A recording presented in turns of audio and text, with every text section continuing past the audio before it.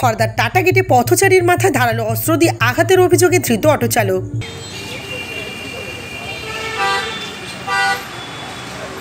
Auto চালকের সঙ্গে বচসা পথচারী, সেই বচসার জেরে ধারালো অস্ত্র দিয়ে পথচারীর মাথায় সজোরে আঘাত করার অভিযোগ উঠল এক অটো চালকের বিরুদ্ধে।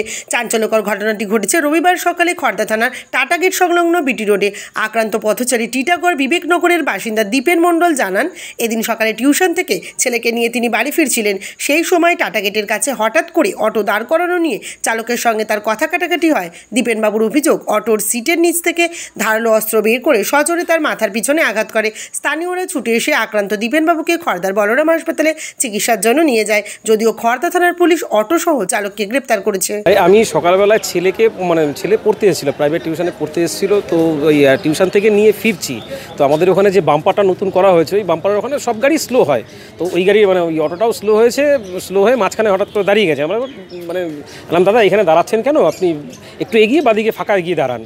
এবারে বলার পরে বলছে যে না, আমি যেখানে খুশি সেখানে দাঁড়াবো, এরকম আপনি বলবার কে আছেন, আপনার কি আছে। যাই হোক, আমি বললাম যে ওরকম বাজেভাবে কথা বলছো কেন, আমি তোমাকে ভালোভাবে বললাম, তুমি আমার থেকে অনেক ছোটো, তুমি বাদিকে ফাঁকা জায়গা আছে ওখানে গিয়ে দাঁড়াও। এবারে বলেছি, এবারে এক কথায় দু কথায় হট করে বলছে যে আমি কি বাইরে থেকে এসেছি নাকি, ওই হ্যান ত্যান, হাজারো সেই তো সঙ্গে তারপরে আমাকে ওখানে ধাক্কি দিয়েছে।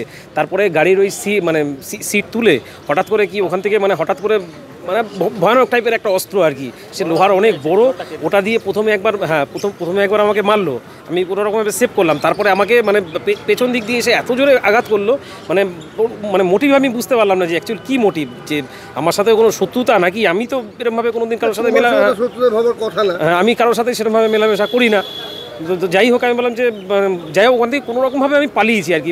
তারপরে আশেপাশের লোকজন সব ওকে ধরে থানায় ফোন করেছে। তারপর থানা থেকে পুলিশ পাঠিয়েছে। হ্যাঁ, সেলাই 3টে সেলাই পড়েছে। বলরামে গেছিলাম, মাথাটাও খুব যন্ত্রণা করছে, ওখান থেকে লিখে দিয়েছে। হ্যাঁ, ও আছে ওনাদের হেফাজতেই আছে। হ্যাঁ, ভয়, এখন অটোতে উঠতে ভয় লাগছে।